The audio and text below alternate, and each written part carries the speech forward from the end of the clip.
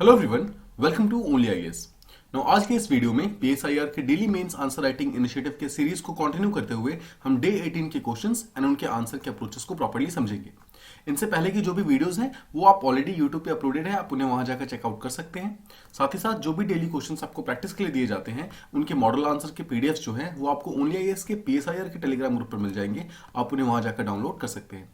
Alright, so before starting with the question जो आज का हमारा है, सबसे पहले अंडरस्टैंड द टॉपिक। देखिए, जो हमारा पेपर वन का जो सेक्शन ए था जिसके अंदर हमने डिफरेंट स्कॉलर्स के बारे में बात की, डिफरेंट आइडियोलॉजीज के बारे में, राइट, वो सारी चीजें हमारी कंप्लीट हो गई हैं। उसमें जितने भी इंपॉर्टेंट सेक्शंस थे वो सब हमने काइंड ऑफ डिस्कस कर लिए हैं, कंप्लीट कर लिए हैं। Now we move on to paper one section B, जो कि हमारा Indian national movement, Indian national freedom, constitution, इन सबसे रिलेटेड होता है, राइट। सो आज का जो हमारा मेन टॉपिक है that is actually related to Indian nationalism, और उसी चीज की बेस पर आपको पहला क्वेश्चन जो है वो दिया गया है। The question says the Indian national freedom struggle took inspiration from the principle of liberty and equality against the forces that tended to divide the society. Comment. ठीक है, तो सबसे पहले क्वेश्चन को समझते हैं।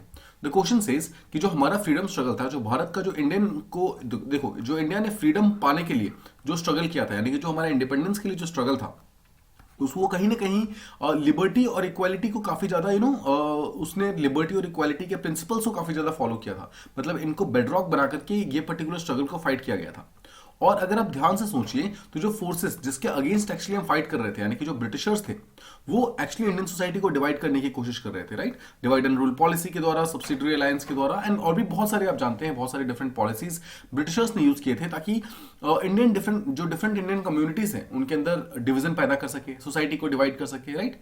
तो इस तरीके से जो इंडियन फ्रीडम स्ट्रगल है वो एक्चुअली सोसाइटी को काइंड ऑफ यूनाइट करने की कोशिश कर रहा था, लोगों को इक्वालिटी प्रोवाइड करने की कोशिश कर रहा था, लोगों को फ्रीडम प्रोवाइड करने की कोशिश कर रहा था, लोगों को लिबर्टी प्रोवाइड करने की कोशिश कर रहा था, अगेंस्ट एक ऐसा फोर्स जो कि ब्रिटिशर फोर्स थे, जो कि एक्चुअली सोसाइटी को डिवाइड करने की कोशिश कर रहे थे। ठीक है, सो ये जो इंडियन फ्रीडम स्ट्रगल था, this was not just a political struggle, साथ ही साथ ये एक सोशल स्ट्रगल भी था। बिकॉज देखो, हम सोसाइटी को यूनाइट करने की कोशिश कर रहे हैं अगेंस्ट एक ऐसी पावर जो कि हमारे सोसाइटी को डिवाइड करने की कोशिश कर रहे हैं। इसी चीज को कमेंट करके आपको एक्सप्लेन करना है, इसी चीज को आपको प्रॉपर्ली अपने आंसर के अंदर समझाना है। फर्स्ट थिंग्स फर्स्ट, आपको अपने आंसर को इंट्रोड्यूस कैसे करोगे आप इस पर्टिकुलर क्वेश्चन में। देखिए, इसका जो बिगर पिक्चर है, it actually talks about Indian freedom struggle, right. तो सबसे पहले हम इंडियन जो फ्रीडम स्ट्रगल है हमारा, उसके बारे में बताएंगे, इसकी यूनिकनेस क्या है। आफ्टर ऑल, जो इंडिया का जो फ्रीडम स्ट्रगल है वो सबसे ज्यादा यूनिक क्यों था, तो सबसे इंपॉर्टेंट चीज तो वर्ल्ड का है, ये one of the largest freedom struggles था। ठीक है, बिकॉज जो मास पार्टिसिपेशन था, इतने सारे लीडर्स जो थे जो इसके साथ कनेक्टेड थे, इतनी ज्यादा पॉपुलेशन जो थी जो इस पर्टिकुलर रेवोल्यूशन के अंदर आती है, इस पर्टिकुलर स्ट्रगल के अंदर आती है, इसलिए वर्ल्ड का one of the largest freedom struggle था। सेकेंड चीज, ये एक बहुत ही पीसफुल स्ट्रगल था। पीसफुल स्ट्रगल कैसे, देखो, इसके अलावा अमेरिकन रेवोल्यूशन, फ्रेंच रेवोल्यूशन, ये सब भी हुए हैं, लेकिन ये काफी एक ब्लड लेड रेवोल्यूशन था, मतलब ब्लड लेड रेवोल्यूशन था। इसका मतलब है कि यहां पर फाइट करके आजादी को लिया गया है। बट इंडिया के अंदर अगर आप देखेंगे तो जो हमारी फ्रीडम है वो काफी हद तक नॉन वायलेंस के दम पे ली गई है। मतलब हमने बिना कोई खून बहाए, बिना किसी तरीके का ब्लडशेड किए हुए, हमने इस पर्टिकुलर फ्रीडम स्ट्रगल को लार्जली पाया है। मतलब जो हमारा बेसिक आइडिया था, देखिए, जब हम कहते हैं कि हमारा एक ब्लड लेस रेवोल्यूशन था, तो इसका यह मतलब नहीं है कि इस पर्टिकुलर रेवोल्यूशन को पाने में किसी की जान नहीं गई है, ये चीज हम नहीं कह सकते, राइट। हमारा मेन एम ये है कि जो हमारी आइडियोलॉजी थी इस पर्टिकुलर फ्रीडम को पाने के लिए, उस आइडियोलॉजी में कहीं पर भी वायलेंस नहीं था। हमने नॉन वायलेंट आइडियोलॉजी को फॉलो किया था। हमने ये कहा था कि हम ब्रिटिशर्स को हार्म नहीं पहुंचाएंगे, we are not going to harm the Britishers, but still will get our independence. मतलब बिना इनको हार्म पहुंचाए हुए हम अपने इंडिपेंडेंस ले लेंगे। इसलिए इंडियन फ्रीडम स्ट्रगल को एक पीसफुल स्ट्रगल कहा जाता है। थर्ड चीज, ये एक वाइब्रेंट स्ट्रगल था। वाइब्रेंट मतलब कि डायनामिक स्ट्रगल था, मतलब कि लगातार चेंज हुआ था, मतलब विद टाइम चेंज हो रहा था। जैसा आप जानते हैं, सबसे पहले 1905 तक एक मॉडरेट्स का फेज आता है, एक्सट्रीमिस्ट का फेज आता है, देन रेवोल्यूशनरीज का फेज आता है, देन महात्मा गांधी का फेज आता है, राइट, देन जो इंडिविजुअल लीडर्स थे उनका फेज आता है। पॉइंट इज, ऐसा नहीं था कि हमारे जो फ्रीडम स्ट्रगल था उसमें एक सिंगल फैक्टर था जो कि काम कर रहा था, बट रादर हमारा जो फ्रीडम स्ट्रगल था वो बहुत ही वाइब्रेंट एक टाइप का स्ट्रगल था, जिसके अंदर अलग अलग फेजेस आते हैं अलग अलग टाइम्स के ऊपर। अगर आप अमेरिकन रेवोल्यूशन की बात करेंगे तो इसके अंदर सिर्फ एक सिंगल लीडर थे, जॉर्ज वॉशिंगटन। उन्होंने ही एक्चुअली स्टार्टिंग से लेकर के लास्ट तक फाइट की थी, और उनकी लीडरशिप के अंदर ही एक्चुअली जो अमेरिकन सोसाइटी थी वो काइंड ऑफ फ्री हो पाई थी, राइट। सिमिलरली जो फ्रेंच रेवोल्यूशन था उसके अंदर भी जो लीडर्स थे वो काफी लिमिटेड थे, बट जो इंडिया का फ्रीडम स्ट्रगल था वो काफी ज्यादा वाइब्रेंट था, वो काफी ज्यादा डायनेमिक था। ठीक है, आई होप आप ये चीज समझ गए। तो इस तरीके से आप अपने आंसर को स्टार्ट कर सकते हैं। ठीक है, अब देखिए आपका इंट्रोडक्शन रेडी हो गया। अब आप मूव कर सकते हैं क्वेश्चन के बॉडी के ऊपर। तो बॉडी पार्ट को किस तरीके से स्टार्ट करना है, तो देखिए बॉडी के अंदर आप ये बता सकते हैं कि जो भारत का जो फ्रीडम स्ट्रगल था, जो इंडिया का फ्रीडम स्ट्रगल था, वो सिर्फ एक पॉलिटिकल मूवमेंट नहीं था, रादर वो एक सोशल मूवमेंट भी था। जैसा हमने ऊपर बात की कि वो सिर्फ एक पॉलिटिकल मूवमेंट नहीं है, रादर वो एक सोशल मूवमेंट भी है। सोशल मूवमेंट कुछ इस तरीके से है कि वो जो सोसाइटी है उसके सिविल लिबर्टीज के लिए भी काम करता है। सिविल लिबर्टीज के लिए मतलब कि जो सोसाइटी को अलग अलग वैल्यूज चाहिए, जैसे कि लिबर्टी हो गया, इक्वालिटी है, फ्रीडम है। तो जो हमारा जो फ्रीडम स्ट्रगल था वो काइंड ऑफ इन सारे के सारे वैल्यूज को साथ लेके चल रहा था, इन सारे वैल्यूज को एक्चुअली अपलिफ्ट करने की कोशिश कर रहा था। यही एक्चुअली हमारे फ्रीडम स्ट्रगल की खास बात है कि हम सिर्फ एक पॉलिटिकली स्ट्रगल नहीं कर रहे थे, रादर हम सोसाइटी को भी अपलिफ्ट करने की कोशिश कर रहे थे। राइट, देखिए इस चीज में आप यहां पर ये यूज कर सकते हैं कि देखो जो अलग अलग हमारे फ्रीडम फाइटर्स थे उन्होंने अलग अलग रास्ते अपनाए थे कि किस तरीके से हमारे सोसाइटी के जो वैल्यूज हैं, वैल्यू सिस्टम है, उनको अपलिफ्ट कर सकते हैं। जैसे अगर आप अर्ली नेशनलिस्ट की बात करोगे तो स्पेशली अगर आप मॉडरेट्स की बात करेंगे तो मॉडरेट्स का मेन एम क्या था?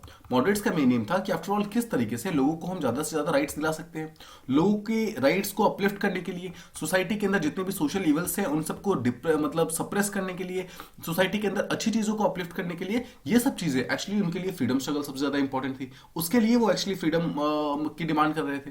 अगर आप मॉडरेट्स की बात करेंगे तो मॉडरेट्स के टाइम में तो काइंड ऑफ जो पूर्ण स्वराज का जो कंसेप्ट था, यानी कि जो कंप्लीट इंडिपेंडेंस का जो कंसेप्ट था वो तो था ही नहीं। राइट, वो लोग तो पूर्ण स्वराज की डिमांड नहीं कर रहे थे।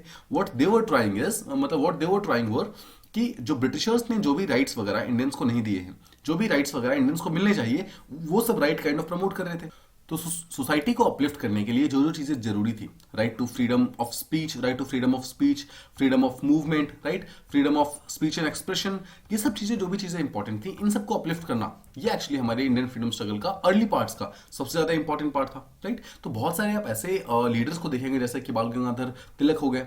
तिलक होगा, आपको पता है 1897 में जस्ट बिकॉज तिलक ने अच्छे कुछ स्पीच दिए थे, कुछ प्रोवोकेटिव स्पीच दिए थे, जिसके तहत ये बोला गया था कि आप सबको अपने अपने राइट्स की डिमांड करनी चाहिए, आपको अपनी लिबर्टी, इक्वालिटी, फ्रीडम, इन सब की डिमांड करनी चाहिए।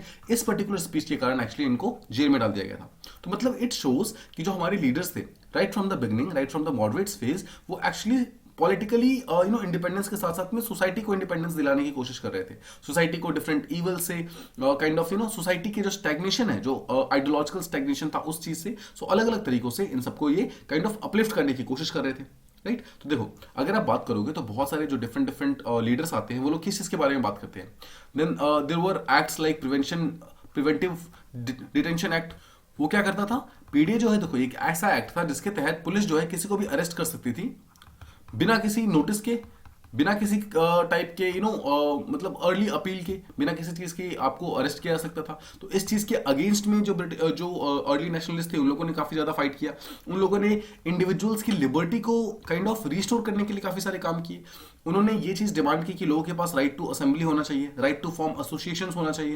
राइट, जो भी रिस्ट्रिक्शंस वगैरह ब्रिटिशर्स ने लगाए हैं, जैसे कि फ्रीडम ऑफ स्पीच पे जो एक्सप्रेशंस थे, फ्रीडम ऑफ प्रेस पे जो भी रिस्ट्रिक्शंस थे, उन सब रिस्ट्रिक्शंस को हटाना था। राइट, ये जितने भी लीडर्स थे उनका मेन काम था। और इन रिस्ट्रिक्शंस के बदले में उनको लिबर्टी प्रोवाइड करना, उनको फ्रीडम प्रोवाइड करना, ये सब चीजें एक्चुअली वो करना चाहते थे। राइट, तो इस तरीके से अगर आप देखोगे तो जो हमारा फ्रीडम स्ट्रगल था, freedom struggle was not just a political movement, rather it was also focusing too much on social जो हमारी वैल्यूज, जैसे सोशल वैल्यू सिस्टम्स है, इक्वालिटी, लिबर्टी, फ्रेटर्निटी, राइट, इन सब चीजों को भी प्रमोट करने का इक्वल ही काइंड ऑफ हम लोग कोशिश कर रहे थे। राइट, अगर आप इक्वालिटी की बात करेंगे तो आफ्टर ऑल किस तरीके से हम लोग अपने फ्रीडम स्ट्रगल के अंदर इक्वालिटी को ठीक करने की कोशिश कर रहे थे। देखो अनटचेबिलिटी के अगेंस्ट हम फाइट कर रहे थे, अनटचेबिलिटी भी काइंड ऑफ इक्वालिटी के अगेंस्ट जाता है, तो हमें अनटचेबिलिटी के अगेंस्ट हम फाइट कर रहे थे। फिर हम खादी को प्रमोट करने की कोशिश कर रहे थे। खादी जो है लोगों के बीच में इकोनॉमिक इक्वालिटी को लेकर मतलब लेकर आता है, इकोनॉमिक इक्वालिटी को प्रमोट करता है। फिर हम इक्वालिटी ऑफ एजुकेशन को प्रमोट करना चाह रहे थे। राइट, हम इक्वालिटी ऑफ वर्क को प्रमोट करना चाह रहे थे। राइट, सो हर टाइप की इक्वालिटी को काइंड ऑफ हमारे जो भी लीडर्स थे वो लोग एक्चुअली अपलिफ्ट करना चाहते थे, वो इन सब चीजों को मतलब काफी ज्यादा प्रमोट करना चाहते थे। इसके अलावा अगर आप महात्मा गांधी जी की भी बात करेंगे तो महात्मा गांधी भी एक कंसेप्ट लेकर आते हैं सर्वोदय का। सर्वोदय, तो सर्वोदय का मतलब क्या है? ये दो वर्ड से मिलकर बना हुआ है, सर्व एंड उदय। सर्व मीन्स ऑल, उदय मीन्स राइज। तो सर्वोदय का जो बेसिक मीनिंग था गांधी जी का वो ये था कि सोसाइटी के हर एक सेक्शन को, हायर सेक्शन हो या फिर लोअर सेक्शन हो, सबको अपलिफ्ट होने का प्रॉपर अपॉर्चुनिटी मिलना चाहिए, सबको एक्चुअली हमें अपलिफ्ट करना चाहिए। तभी उसी तरीके से एक्चुअली हम सोसाइटी को अपलिफ्ट कर सकते हैं एज अ होल। सोसाइटी को हम एक्चुअली जो इंडिपेंडेंस दिला सकते हैं वो सर्वोदय के थ्रू थ्रू ही दिला सकते हैं।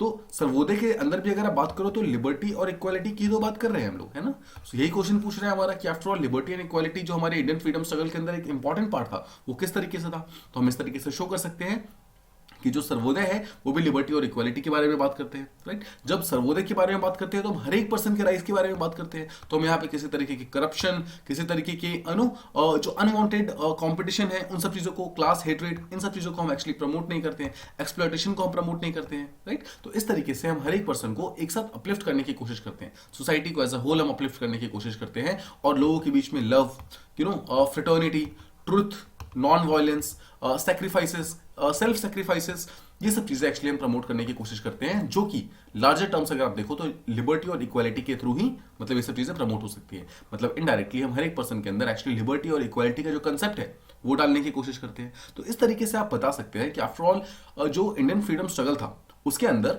जो ये लिबर्टी और इक्वालिटी का कंसेप्ट जो था वो काफी ज्यादा इनहेरेंट था, मतलब काफी वो ज्यादा अंदर से डीपली एम्बेडेड था। और ये चीज एक्चुअली शो करती है कि आफ्टर ऑल किस तरीके से जो हमारा इंडियन फ्रीडम स्ट्रगल था it was not just a political movement, rather ये एक बहुत ही इंपॉर्टेंट सोसाइटल मूवमेंट भी था, राइट। सोसाइटी को अपलिफ्ट करने के लिए काइंड ऑफ एक रिवाइवलिस्ट मूवमेंट भी था, राइट, काइंड ऑफ एक मॉडर्निस्ट मूवमेंट भी था। बिकॉज देखो हम यहाँ पर मॉडर्न आइडियल्स की तरफ मूव कर रहे हैं। लिबर्टी, इक्वालिटी, ये सब कंसेप्ट जो है इनको आप मॉडर्न आइडियल के साथ काइंड ऑफ कनेक्ट कर सकते हैं। तो ये शो करता है कि मॉडर्न आइडियल्स की तरफ भी हम मूव करने की कोशिश कर रहे थे। So Indian freedom struggle was not just political, rather economic equality को प्रमोट करना, सोशल इक्वालिटी को प्रमोट करना, राइट।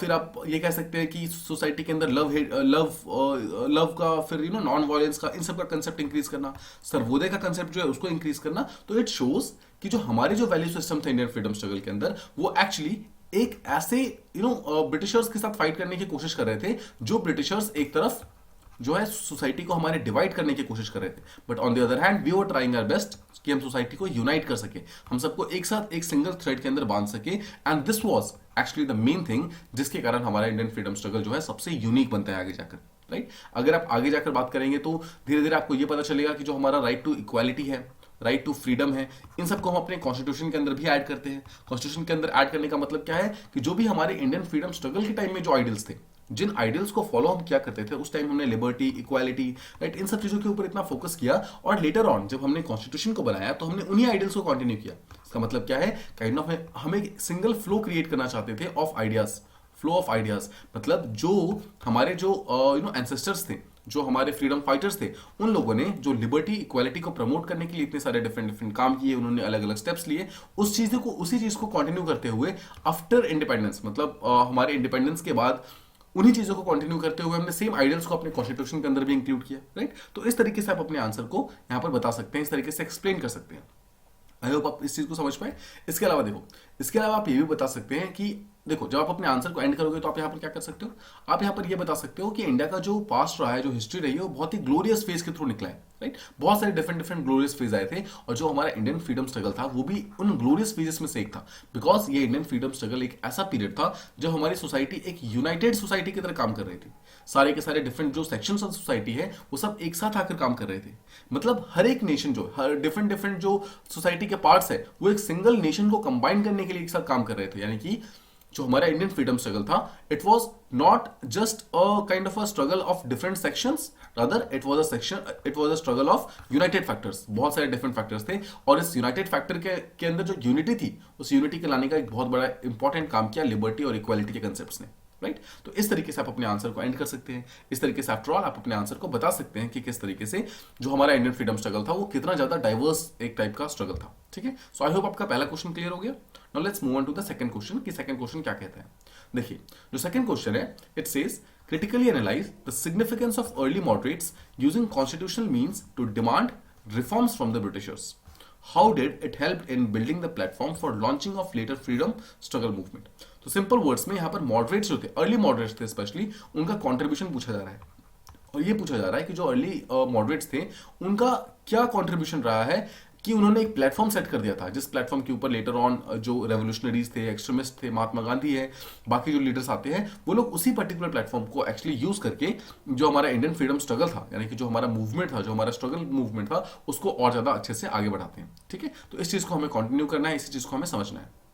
ऑलराइट, देखिए, फर्स्ट थिंग्स फर्स्ट, सबसे पहले हम ये समझते हैं कि आफ्टर ऑल हमें अपने इंट्रोडक्शन के अंदर क्या लिखना है। तो वंस अगेन, तो देखो, अगर ये क्वेश्चन का भी जो काइंड ऑफ बिग पिक्चर है वो क्या, इंडियन फ्रीडम स्ट्रगल ही है। तो वंस अगेन आप बता सकते हैं कि इंडियन फ्रीडम स्ट्रगल जो है वन ऑफ द लार्जेस्ट है, राइट, और काइंड ऑफ वाइब्रेंट है, पीसफुल है। तो ये सब चीजें कीवर्ड्स आप यूज कर सकते हैं। साथ ही साथ आप ये बता सकते हैं, साथ ही साथ देखो, जो मॉडरेट्स के ऊपर जो क्वेश्चन पूछा गया, आप मॉडरेट्स को यहाँ पर क्वेश्चन के अंदर इंक्लूड कर सकते हैं। सो मॉडरेट्स का आप ये कर सकते हैं कि जो मॉडरेट्स थे वो one of the earliest freedom fighters में से एक थे, राइट। वो ऐसे थे जो कि एक्चुअली कॉन्स्टिट्यूशनल मीन्स को यूज करते थे, कॉन्स्टिट्यूशनल मीन्स को यूज करते थे ब्रिटिशर्स के सामने अपनी डिमांड्स को रखने के लिए, राइट। और जो ये मॉडरेट्स थे वो एक्चुअली काइंड ऑफ उस टाइम के सोशल एलिट क्लास से मिलकर बने हुए थे। एलिट क्लास मतलब रिच क्लास से मिलकर बने हुए थे, जैसे कि उस पर्टिकुलर टाइम के लॉयर्स हो गए, डॉक्टर्स हो गए, टीचर्स हो गए, स्टूडेंट्स हो गए। इन लोगों ने एक्चुअली साथ में मिलकर उस टाइम का मॉडरेट ग्रुप बनाया था। तो उनका जो मेन मानना था, वो लोग कॉन्स्टिट्यूशनल मीन्स को यूज करते थे अपने डिमांड्स को रखने के लिए और ब्रिटिशर्स से किसी पर्टिकुलर चीज की डिमांड करने के लिए, ठीक है। तो देखो, इस तरीके से आप अपना इंट्रोडक्शन स्टार्ट कर सकते हो, जिसके अंदर आपने इंडियन फ्रीडम स्ट्रगल को और मॉडरेट्स के जो कॉन्ट्रीब्यूशन है दोनों को आपने ब्रीफली बता दिया, ठीक है। अब देखो, अब हम आते हैं अपने बॉडी की तरफ। तो बॉडी को आपको किस तरीके से स्टार्ट करना है। अब यहां पर सबसे पहले आपको पहला जो सबसे मेन कीवर्ड है दैट इज मॉडरेट्स। तो मॉडरेट्स को लेकर आना है और मॉडरेट्स को बताना है कि एग्जैक्टली मॉडरेट्स है कौन। तो मॉडरेट्स वो पॉलिटिकल लीडर्स हैं जो कि 1885 से लेकर के 1907 यानी कि जब सूरत स्प्लिट होता है उस टाइम तक जो एक single political party kind of, मतलब political party in the sense Indian National Congress के अंदर एक सिंगल आइडियोलॉजी फॉलो हो रही थी, and that particular ideology was called as kind of moderates, ठीक है। सो मॉडरेट्स एक सिंगल आइडियोलॉजी को फॉलो करते थे। सिंपल शब्दों में इनकी आइडियोलॉजी ये थी कि किसी भी तरीके का रिफॉर्म अगर हमें ब्रिटिशर्स से मांगना है, ब्रिटिशर्स कौन थे उस टाइम, कॉलोनियल मास्टर्स थे, ठीक है। तो इन मॉडरेट जो हमारे फ्रीडम फाइटर्स थे उनका कहना यह था कि अगर हमें ब्रिटिशर से कोई भी चीज की डिमांड करनी है तो हमें दो डिफरेंट वेज को यूज करना चाहिए। या तो हम उसे कॉन्स्टिट्यूशनल मीन से मानेंगे, मतलब जो भी कॉन्स्टिट्यूशन उस टाइम ब्रिटिशर्स फॉलो कर रहे हैं या तो हम उस पर्टिकुलर रास्ते को इस्तेमाल करेंगे, या फिर एटलीस्ट हम पीसफुल तरीका तो डेफिनेटली इस्तेमाल करेंगे, मतलब हम पीसफुल मीन्स को इस्तेमाल करेंगे, मतलब कॉन्स्टिट्यूशनल और पीसफुल मीन्स को यूज करके ही हम किसी भी पर्टिकुलर चीज की डिमांड करेंगे ब्रिटिशर से। ये था एक्चुअली इनका मेन जो तरीका था, एजेंडा था, किस तरीके से ये लोग किसी भी चीज की डिमांड कर सकते थे। साथ ही साथ अगर आप मॉडरेट्स को देखोगे तो मॉडरेट्स का ये रवैया क्यों था, आफ्टर ऑल क्यों वो कॉन्स्टिट्यूशनल और पीसफुल मीन को यूज करते थे, दैट्स बिकॉज मॉडरेट्स का ये मानना था कि जो ब्रिटिशर्स हैं वो एक्चुअली दिल के बुरे नहीं है, ठीक है। मॉडरेट्स का ये मानना था कि वो दिल के बुरे नहीं है। और द पॉइंट इज कि ब्रिटिशर्स के पास भी अपना खुद का सेंस ऑफ जस्टिस है, उनके पास भी काइंड ऑफ कंसेप्ट है ऑनेस्टी का, इंटेग्रिटी का। सो पॉइंट इज मॉडरेट्स का ये मानना था कि जो ब्रिटिशर्स हैं उन्हें एक्चुअली हमारी बुरी हालत के बारे में पता नहीं है कि इंडिया कितने बुरे हालत में रह रहा है। अगर हम किसी तरीके से ब्रिटिशर्स को ये बता पाएंगे कि हम एक्चुअली बहुत बुरे कंडीशन में रह रहे हैं तो शायद ब्रिटिशर्स आके हमारी हेल्प कर देंगे, राइट। ये मॉडरेट्स का एक्चुअली सोचने का तरीका था। लेकिन ऑब्वियसली हम लेटर ऑन जानते हैं ये चीज सही नहीं था और बाद में मॉडरेट्स को भी चीज समझ आई। But the point was starting के टाइम्स में अर्ली मॉडरेट्स के ऊपर एक क्वेश्चन पूछा गया है। अर्ली मॉडरेट्स जो थे उनका यही मानना था कि वो लोग ब्रिटिशर्स पे पूरी तरीके से बिलीव करते थे, उनका पूरा फेथ था ब्रिटिशर्स के ऊपर, ठीक है। उनके अनुसार जो ब्रिटिश रूल था that was actually a boon for India. Boon मतलब वरदान, मतलब एक वरदान था भारत के लिए कि ब्रिटिशर्स के रूल के थ्रू भारत के अंदर डेवलपमेंट आ रहा है, राइट। बहुत सारे ऐसे स्कॉलर्स थे, बहुत सारे ऐसे थिंकर्स थे, फ्रीडम फाइटर्स थे जिनका ये मानना था कि अगर ब्रिटिशर्स नहीं आते हमारे इंडिया के अंदर तो शायद हमारे इंडिया का प्रॉपर सोसाइटल डेवलपमेंट नहीं हो पाता। तो ब्रिटिशर्स हैं उनके कारण हम एज एक हमारा सोसाइटी डेवलप होती है। साथ ही साथ बहुत सारे ऐसे मतलब मॉडरेट्स थे, बहुत सारे ऐसे लीडर्स थे, उनका ये मानना था कि शायद अगर ब्रिटिशर्स नहीं आते तो इंडिया जो है एक सिंगल ज्योग्राफिकल यूनिट नहीं बन पाती, राइट। तो इंडिया जब ब्रिटिशर्स आए तो उन्होंने इंडिया को एक single kind of centralised agency की तरह मतलब बांधा, राइट। हर एक चीज को सेंट्रलाइज्ड एडमिनिस्ट्रेशन की तरह स्टार्ट किया। तो पॉइंट इज बहुत सारे लोगों का ये भी मानना है कि ब्रिटिशर्स जब आए तो उसके बाद इंडिया एक्चुअली एक सिंगल पॉलिटिकल यूनिट की तरह फॉर्म होना स्टार्ट हुआ, राइट। तो इस तरीके से आप समझ सकते हैं कि जो अर्ली मॉडरेट्स थे उनके अलग अलग तरीके थे, उनके अलग अलग सोच थी ब्रिटिशर्स को लेकर के, और वो काफी हद तक जो सोच थी वो उनके फेवर में जाती थी, मतलब ब्रिटिशर्स के फेवर में जाती थी, और उसके कारण इंडिया को किसी भी तरीके का बेनिफिट नहीं मिल पाता था, इंडियन सोसाइटी को किसी भी तरीके का बेनिफिट नहीं मिल पाता था, और इंडियन सोसाइटी एक्चुअली उस पर्टिकुलर टाइम में अपलिफ्ट नहीं हो पा रही थी, ठीक है। सो आई होप आप ये चीज समझ गए। अब देखिए, अब समझिए कि जो भी मॉडरेट्स थे, अर्ली मॉडरेट्स थे, वो किस तरीके के रिफॉर्म्स को माना करते थे। तो देखो, उस टाइप के जो मॉडरेट्स थे उनका दो मेन एजेंडास था।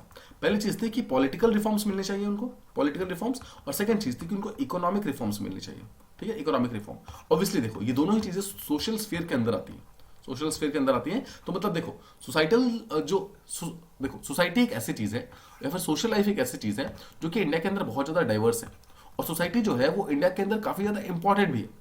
तो ब्रिटिशर्स ने कभी भी सोसाइटी को चेंज करने के बारे में नहीं सोचा, राइट। अगर आप देखोगे कि ये जो सती प्रथा के अगेंस्ट जो जितने भी मूवमेंट स्टार्ट हुए, विडो रिमैरेज के अगेंस्ट जो मूवमेंट स्टार्ट हुए, ये सब चीजें एक्चुअली इंडियंस के द्वारा ही इनिशिएट की गई थी। मतलब राजा राम मोहन राय, ईश्वरचंद विद्यासागर, वुमेन्स एजुकेशन का जो फैक्टर था, इन सबको एक्चुअली इंडियंस ने ही स्टार्ट किया था। अगर आप ध्यान से सोचिए तो इनको कभी भी ब्रिटिशर्स ने स्टार्ट नहीं किया था। ऑब्वियसली ब्रिटिशर्स ने बाद में आके इंडियंस को सपोर्ट किया, मतलब जो भी इंडियंस इन चीजों को खत्म करना चाहते थे उनको ब्रिटिशर्स ने सपोर्ट किया, बट ब्रिटिशर्स ने कभी भी सोसाइटी को रिफॉर्म करने की कोशिश नहीं की।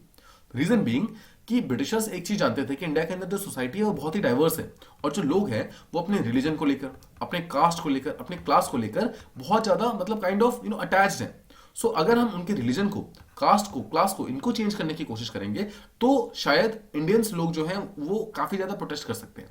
तो इस चीज के कारण ब्रिटिशर्स ने कभी भी हमारे सोसाइटी को डायरेक्टली चेंज करने की कोशिश नहीं की। ठीक है, इसीलिए अगर आप बात करोगे तो जो अर्ली नेशनलिस्ट थे वो लोग जो डिमांड भी कर रहे थे ना, वो एक्चुअली पॉलिटिकल रिफॉर्म्स और इकोनॉमिक रिफॉर्म्स के बारे में बात कर रहे थे। राइट, वो चाहते थे कि पॉलिटिकली और इकोनॉमिकली एटलीस्ट इंडिया के जो लोग हैं वो लोग यूनिफाई हों, वो लोग एक साथ आए। राइट, तो इसके लिए देखो अगर एक साथ लेकर आना है तो वो लोग और क्या क्या डिमांड करेंगे। वो लोग और डिमांड करते थे पॉलिटिकल रिफॉर्म के अंदर, वो लोग डेमोक्रेटिक गवर्नमेंट चाहते थे, डेमोक्रेटिक सेल्फ गवर्नमेंट चाहते थे। राइट, सेल्फ गवर्नमेंट चाहते थे। सो सेल्फ गवर्नमेंट का सीधा सा मतलब क्या है कि क्राउन पे तो ब्रिटिश रहेगा, मतलब हेड तो ब्रिटिश रहेगा, लेकिन उसके नीचे जो मतलब गवर्नेंस है वो इंडियंस खुद करेंगे। राइट, तो इंडियंस का ये मानना था। तो इसी को स्वराज कहते हैं actually, this is called as Swaraj. Swaraj का मतलब क्या है? स्वराज। स्व मीन्स स्व and raj. Swa means self and raj means rule. तो swaraj actually means self rule. ठीक है, सो उनका डिमांड उस टाइम पूर्ण स्वराज कभी भी नहीं था। पूर्ण Swaraj was not the demand, other demand was Swaraj, मतलब सिंपली हमें सेल्फ रूल दे दो, यानी कि टॉप पे ब्रिटिशर्स खुद रहेंगे और नीचे की तरफ यानी कि जो लोकल गवर्नमेंट्स हैं वहां पर इंडियंस खुद से रूल करेंगे। राइट, तो इस तरीके से जो डिमांड्स थी वो जो मॉडरेट्स थे, अर्ली मॉडरेट्स थे, उनके द्वारा यहां पर पुट की गई थी। राइट, सो अगर आपको यहां पर इस पर्टिकुलर क्वेश्चन के अंदर थोड़ा सा अपने सब्सटेंस को इंक्रीज करना है तो आप यहां पे अलग अलग डिमांड्स लिख सकते हैं कि आफ्टर ऑल क्या क्या डिमांड्स यहां पर की गई थी। तो देखो, जो इंडियन काउंसिल एक्ट जो था 1890s का, उसको पहली बात तो अबॉलिश करने के लिए बोला गया था इंडियंस के द्वारा। ठीक है, जो इंडियन उस टाइम के लीडर्स थे उनके द्वारा। सेकेंड चीज, जो लेजिस्लेटिव काउंसिल हुआ करते थे, स्पेशली जो वायसराय का जो लेजिस्लेटिव काउंसिल हुआ करता था, उसको एक्सपेंड करने के लिए बोला गया। उसको एक्सपेंड करके इंडियंस के नंबर्स को उसके अंदर इंक्रीज करने के लिए बोला गया। तो आई होप आप समझ पा रहे हैं ये सब क्या है, ये सब पॉलिटिकल डिमांड्स है, मतलब पॉलिटिकल रिफॉर्म्स की वो लोग डिमांड कर रहे थे। तीसरा जो चीज है वो ये है कि जितने भी लोकल बॉडीज थी, लोकल बॉडीज जो कि पॉलिटिकल बॉडीज थी, उसके अंदर इंडियंस की काइंड ऑफ प्रेजेंस को इंक्रीज करने को बोला गया। तो ये भी एक टाइप की पॉलिटिकल डिमांड हो गई। राइट, इसके अलावा आप ये बात कर सकते हैं ब्रिटिश एम्पायर से क्या मांगा गया था? सेल्फ रूल मांगा गया था, यानी कि सेल्फ रूल यानी कि स्वराज मांगा गया था। देखो, स्वराज मांगा गया था, पूर्ण स्वराज नहीं मांगा गया था। तो ध्यान रखना इस चीज को। स्वराज में जो हमने जैसे ऊपर डिस्कस किया कि ब्रिटिशर्स ही टॉप पे रहेंगे, उसके नीचे इंडियंस रहेंगे, यानी कि local government, local self government की डिमांड की गई थी, कंप्लीट इंडिपेंडेंस की डिमांड नहीं की गई थी। ठीक है, इसके अलावा अगर आप बात करोगे तो ये बोला गया कि वायसराय की जो एग्जीक्यूटिव काउंसिल होगी उसके अंदर इंडियंस का नंबर है उसको इंक्रीज करो। इसके अलावा जो लेजिस्लेटिव काउंसिल्स जो बन रहे हैं उसके अंदर इंडियंस के नंबर को इंक्रीज करने को बोला गया। राइट, इसके अलावा ये बोला गया कि एग्जीक्यूटिव और जुडिशरी जो अभी साथ साथ में काम कर रहे हैं इनको सेपरेट करो। राइट, साथ ही साथ स्पेशली जो कुछ ऐसे एरियाज थे, कुछ ऐसे स्टेट्स थे, कुछ ऐसे प्रोविंसेस थे, कुछ लोकल गवर्नमेंट के एरियाज थे जहां पर सेल्फ गवर्नमेंट की डिमांड की गई। तो आप देख पा रहे हैं, अब देखिए ब्रिटिशर्स के सामने जो भी अर्ली मॉडरेट्स ने डिमांड रखी थी, इसमें से एक भी डिमांड ऐसा नहीं है कि कंप्लीट इंडिपेंडेंस की तरफ जाता है। मतलब भारत को पूरी तरीके से आजादी दिलाने का मेन एम नहीं था मतलब इन सब चीजों को। यहां पर उस टाइम में जो मेन एम था वो ये था कि किसी भी तरीके से पॉलिटिकल फ्रीडम पहुंचाया जाए, सोशल फ्रीडम मिला मतलब दिलाया जाए, ताकि लोगों तक पॉलिटिकल एंड सोशल फ्रीडम पहुंचे। और जब ये सब चीजें पहुंचेंगे तो ऑटोमेटिकली जो सोसाइटी है, समाज है, वो ऑटोमेटिकली डेवलप होना स्टार्ट हो जाएगा। राइट, इसके अलावा देखो, इसके अलावा जो ब्रिटिशर्स थे उनसे एक चीज जो डिमांड की गई थी दैट वाज एडमिनिस्ट्रेटिव रिफॉर्म्स। तो बहुत सारे एडमिनिस्ट्रेटिव रिफॉर्म्स की डिमांड की गई थी। जैसे ये बोला गया कि जो इंडियन सिविल सर्विसेज है उसके एग्जाम हमें भी देने दो, मतलब इंडियंस को भी देने दो, एक कॉमन एग्जामिनेशन करवाओ। राइट, जो हायर पोस्ट के एडमिनिस्ट्रेटिव सर्विसेज होते हैं वहां पर भी इंडियंस ने बोला कि हमें भी यहाँ पर पोस्ट चाहिए। राइट, तो इस तरीके की अलग अलग डिमांड्स यहाँ पर क्रिएट की गई थी। आई होप आप समझ पा रहे हैं कि जितने भी डिमांड्स थे वो सब पॉलिटिकल या फिर इकोनॉमिक इन नेचर थी। ऑलराइट, अब देखो, तो जो अब हम बात करते हैं कि कौन कौन से लोग मेथड्स यूज करते थे। जो अर्ली मॉडरेट्स थे उनका मेथड क्या था? सबसे पहला जो उनका देखो मेथड जो थे उनमें सबसे पहला मेथड था रेजोल्यूशंस। वो लोग बहुत सारे रेजोल्यूशंस पास करते थे, मतलब कि रेजोल्यूशन पास करते थे लेजिस्लेटिव काउंसिल के अंदर, लेजिस्लेटिव असेंबलीज के अंदर, ताकि गवर्नमेंट तक हमारी बातें पहुंचे। गवर्नमेंट हमारी बातें पहुंचेगी तभी तो हमारी बातों को सॉल्व करेगी ना, ये ऐसा मानना था अर्ली मॉडरेट्स का। सिमिलरली बहुत सारे प्रेयर्स, पिटिशंस, ये सब फाइल किए जाते थे, मतलब बहुत सारे पिटिशन फाइल करते थे कि हमारी ये प्रॉब्लम है, इस प्रॉब्लम को सॉल्व करो। ऑब्वियसली गवर्नमेंट कुछ सुनती नहीं थी तो फिर से पिटिशन फाइल करते थे, तो ये भी एक तरीका था अर्ली मॉडरेट्स का। इसके अलावा जो भी जुडिशरी थी उनके यहाँ सामने में अपील होता था, मान लो कि किसी एक पर्टिकुलर पर्सन को अगर गलत तरीके से अरेस्ट किया गया है तो उसको अपील किया जाता था, अपील के थ्रू भी मतलब बेसिकली इनका मेथड यहाँ पर अपील करने का था, राइट। इसके अलावा अगर आप बात करोगे तो कुछ जगहों पर प्रोटेस्ट वगैरह भी होते हैं, लेकिन प्रोटेस्ट कौन कैसे होते हैं, पीसफुल प्रोटेस्ट होते हैं, तो पीसफुल प्रोटेस्ट भी होते हैं। तो ये सब कुछ तरीके थे जो एक्चुअली अर्ली मॉडरेट्स यहाँ पर यूज कर लेते, अर्ली मॉडरेट्स यूज कर रहे थे अपनी बातों को मनवाने के लिए, राइट। लेकिन देखिए हमारे क्वेश्चन आपको याद होगा तो क्रिटिकली एनालाइज करने को बोला गया है, तो हम क्रिटिकली एनालाइज करते हैं यहाँ पर कि जो भी मेथड्स यहाँ पर यूज कर रहे थे अर्ली मॉडरेट्स, क्या वो कुछ ज्यादा फ्रूटफुल हो रहा था? No, the answer is no, because किसी भी तरीके का कोई भी जो रिफॉर्म्स वगैरह जो ब्रिटिशर्स दे रहे थे, या तो वो टू स्लो था, मतलब या तो बहुत ज्यादा स्लो था, या इट वाज टू लेस, यानी कि जो भी चीजें इंडियंस डिमांड कर रहे थे वो सब चीजें उनको मिलती ही नहीं थी, राइट। तो जितने भी इंडियंस ने रेजोल्यूशंस पास किए, पिटिशंस पास किए, प्रेयर्स लिखे, अपील्स पास की, पीसफुल प्रोटेस्ट किए, लेकिन इन सब का कोई बहुत ज्यादा फायदा हुआ नहीं, बिकॉज ब्रिटिशर्स ने ये सब बातें तो सुनी नहीं, राइट। अब देखो ध्यान से सोचो अगर, तो आपको ये चीज समझना है यहाँ पर कि बहुत सारे क्रिटिक्स यहां पर आते हैं जो कि क्रिटिसाइज करते हैं अर्ली मॉडरेट्स को, बोलते हैं कि आप जो है वो ब्रिटिशर्स के ऊपर इतना ज्यादा काइंड ऑफ डिपेंडेंट हो गए हो कि आपको लग रहा है कि ब्रिटिशर्स आपकी हेल्प करेंगे, बट एक्चुअली ब्रिटिशर्स आपकी यहां पर हेल्प नहीं कर रहे हैं, रादर आप ब्रिटिशर्स के यहां पर जेनरॉसिटी के ऊपर डिपेंडेंट हो गए हो। मतलब अगर ब्रिटिशर्स करेंगे तभी आपको बेनिफिट मिलेंगे, अगर ब्रिटिशर्स नहीं करेंगे तो शायद आपको बेनिफिट ना मिल पाए। तो इसलिए इन्हीं के रिएक्शन में actually later on extremist group आता है, रेवोल्यूशनरी ग्रुप आता है, और इनका फंडा क्या था, इनका मेथड क्या था, इनका मेथड था, जैसे अगर आप एक्सट्रीमिस्ट की बात करेंगे तो इनका था पैसिव रेजिस्टेंस, ये पैसिवली रेजिस्ट करना चाहते थे ब्रिटिशर्स के अगेंस्ट। रेवोल्यूशनरी तो डायरेक्टली मरने मारने ऊपर आ गए थे, राइट। मतलब they were there to assassinate Britishers, ताकि एक डर फैले, एक फियर का फैक्टर आए और वो लोग हमारी कंट्री को छोड़ के निकल जाए यहाँ से, राइट। तो इस तरीके से आप देखो कि जो अर्ली मॉडरेट का जो मेथड था वो बहुत ज्यादा कुछ काम नहीं कर रहा था। आई होप आप यहाँ पर समझ रहे हैं कि हम इसको क्रिटिकली एनालाइज कर रहे हैं। तो क्रिटिकली एनालाइज करते टाइम आप इसको बताएंगे कि जो मॉडरेट्स का जो फायदा था वो लॉन्ग टर्म में कुछ हमें बेनिफिट नहीं प्रोवाइड कर रहा था, राइट। देखो साथ ही साथ एक और जो सबसे बहुत बड़ी प्रॉब्लम ये हुई कि जो अर्ली मॉडरेट्स थे वो अपने स्फीयर को हर जगह नहीं पहुंचा पाए, मतलब कि मासेस को, जो मास थे उन सबको इस इंडियन फ्रीडम स्ट्रगल के अंदर एक्चुअली इंक्लूड नहीं कर पाए। तो जो जितना भी ये फ्रीडम स्ट्रगल हो रहा था 1905 के आसपास में, पार्टीशन ऑफ बंगाल के टाइम में, और उसके आसपास में जितना भी हो रहा था वो सब एक्चुअली काइंड ऑफ, मतलब सिर्फ एक ही क्लास जो थी वो उस टाइम मतलब ये फ्रीडम स्ट्रगल के अंदर पार्टिसिपेट कर रही थी, and that was urban educated Indians. Urban and educated मतलब वो लोग जो पहली चीज तो शहरों में रहते हैं, और सेकंड चीज जो एजुकेटेड है वो लोग न्यूज़पेपर काइंड ऑफ पढ़ पाते थे, मैगजीन्स पढ़ते थे, तो उनको पता चलता था कि हाँ ब्रिटिशर्स सही नहीं कर रहे हैं, उसी कारण उन्होंने काइंड ऑफ फाइट करना स्टार्ट किया। तो पॉइंट इज कि जो हमारे लोग थे वो सारे के सारे लोग एक्चुअली हमारे फ्रीडम स्ट्रगल के अंदर मतलब वो नहीं हो पाते थे, मतलब इंक्लूड नहीं हुए थे, और ये काइंड ऑफ बहुत बड़ा एक ड्रॉबैक था जो अर्ली मॉडरेट्स थे कि वो लोग सारे के सारे मासेस को, सारे लोगों को एक साथ इकट्ठा नहीं कर पाए थे, ठीक है। सो आई होप आप ये चीज समझ गए। इसके अलावा अगर आप देखोगे तो उस टाइम के अर्ली मॉडरेट्स में जितने भी लीडर्स थे वो सब भी काइंड ऑफ एलीट क्लास से मतलब रिलेटेड थे। तो एलीट क्लास से अगर रिलेटेड अगर आपके लीडर्स हैं तो क्या वो डायरेक्टली जो सोशल ग्रुप, जो लोअर सेक्शन ग्रुप है, मतलब लोअर जो सोसाइटी है, क्या उनके प्रॉब्लम्स को लोग अपलिफ्ट कर पाएंगे? क्या उनके प्रॉब्लम्स के लिए बातचीत कर पाएंगे? नहीं कर पाएंगे, बिकॉज जो लीडर है उन्होंने सिर्फ एलिट क्लास को देखा है, उनको पता है कि एलिट क्लास की प्रॉब्लम्स क्या क्या है, तो वो लोग एलिट क्लास की प्रॉब्लम को सॉल्व करने की कोशिश कर रहे थे, और जो लोकल जो सोसाइटी थी, जो lower section of the society थी, उनके प्रॉब्लम्स काइंड ऑफ अनसॉल्व ही रह जा रहे थे, राइट। सो आई होप आप ये चीज समझ गए। अब देखिए और हम देखते हैं तो क्या हम ये कह सकते हैं कि जो हमारे अर्ली मॉडरेट्स थे उनके उन्होंने जो कुछ भी किया वो पूरी तरीके से फेलियर थे? नो, वो पूरी तरीके से फेलियर भी नहीं थे, बिकॉज देखिए कुछ स्कॉलर्स हैं जैसे कि बिपिन चंद्रा है, वो ये बोलते हैं कि जो भी मॉडरेट्स थे, अर्ली मॉडरेट्स थे, उन्होंने जितने भी स्टेप्स लिए, उन्होंने जितने भी अलग अलग तरीके यूज किए, वो सब एक फाउंडेशन की तरह काम करता है। फाउंडेशन मतलब एक नींव की तरह काम करता है, एक बेस की तरह काम करता है। उसी बेस के ऊपर लेटर ऑन जो बाकी मूवमेंट था वो एक्चुअली राइज हो पाया। ऑल्दो जो अर्ली मॉडरेट्स थे वो मासेस को लाने में मतलब काइंड ऑफ सक्सेसफुल नहीं हुए, बट एटलीस्ट उन्होंने मासेस तक ये बात पहुंचा दी कि हम लोग एक्चुअली ब्रिटिशर्स के अगेंस्ट फाइट करने को रेडी हैं, राइट। ऑल्दो मास स्ट्रगल तो इंक्लूड नहीं कर पाए, but kind of ideological struggle उन्होंने डेफिनेटली मतलब इंक्लूड किया। मतलब मासेस तक की आइडियोलॉजी उन्होंने पहुंचा दी कि we are not here to give up, मतलब ऐसा नहीं है कि हम लोग यहाँ पर गिव अप कर देंगे, रादर हम लोग फाइट करेंगे, हम लोग ब्रिटिशर्स से फाइट करेंगे, भले ही पीसफुल तरीकों से करें, बट हम फाइट करेंगे। और उसके बाद लेटर ऑन इस पर्टिकुलर चीज को इस्तेमाल करके महात्मा गांधी और जो बाकी लीडर्स हैं वो लोग एक्चुअली मासेस को इस पर्टिकुलर फ्रीडम स्ट्रगल के अंदर इंक्लूड कर पाए थे, राइट। देखिए इसके साथ ही साथ अर्ली मॉडरेट्स को ये भी चीज पता थी कि हो सकता है कि मासेस अभी इसके अंदर इंक्लूड ना हो, जो मासेस हैं वो अभी फ्रीडम स्ट्रगल के अंदर इंक्लूड ना हो।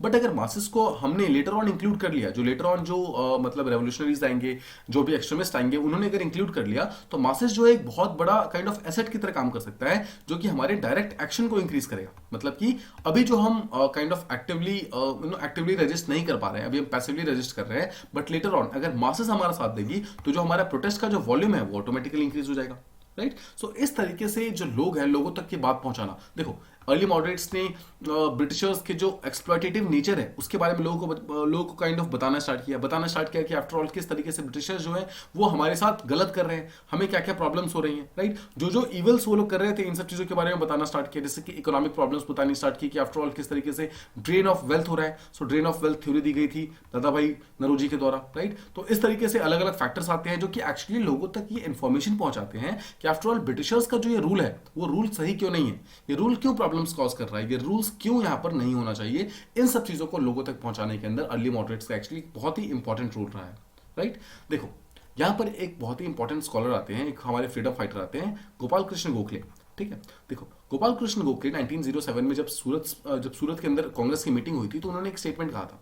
उन्होंने कहा था कि हो सकता है कि अभी हम जो कुछ भी जितने भी स्टेप्स ले रहे हैं, यानी कि जो मॉडरेट्स हैं वो जो कुछ भी स्टेप्स ले रहे हैं, हो सकता है कि उसके अंदर हमें सक्सेस ना मिले, हो सकता है कि हम हर चीज में फेल हो जाए। ऐसा गोपाल कृष्ण गोखले ने कहा था कि हो सकता है कि हम हर चीज में फेल हो जाएं, लेकिन ये फेलियर जो होगा it would be much better कुछ ना करने से, राइट। ये फेलियर जो होगा वो एक्चुअली हमें रेडी करेगा अपने फ्यूचर फ्रीडम स्ट्रगल को काइंड ऑफ बूस्ट अप करने के लिए, राइट। तो इस तरीके से जो गोपाल कृष्ण गोखले थे वो बोलते हैं आउट ऑफ दिस फेलियर, मतलब जो हम फेल होने वाले हैं अभी, out of this failure will grow our strength.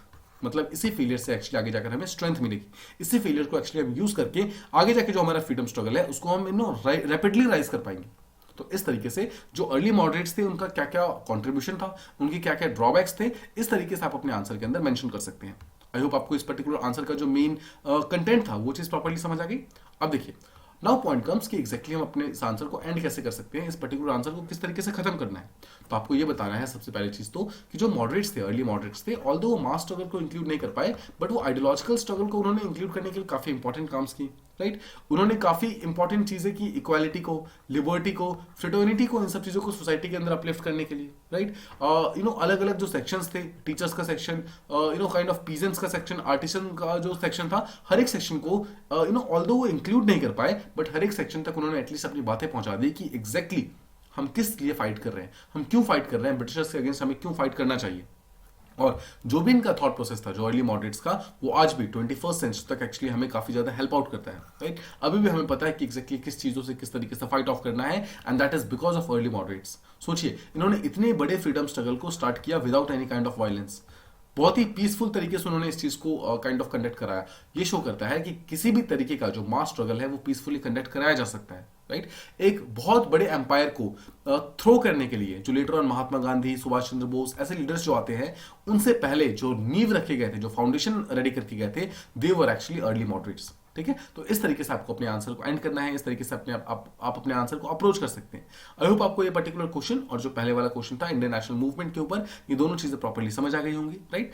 नहीं, I hope this particular video was very very beneficial to you, right. इसके अंदर जो भी कंसेप्ट हमने अभी डिस्कस किया वो सब चीज आपको प्रॉपर्ली समझ आ गई। Thank you so much for listening, see you in the next one.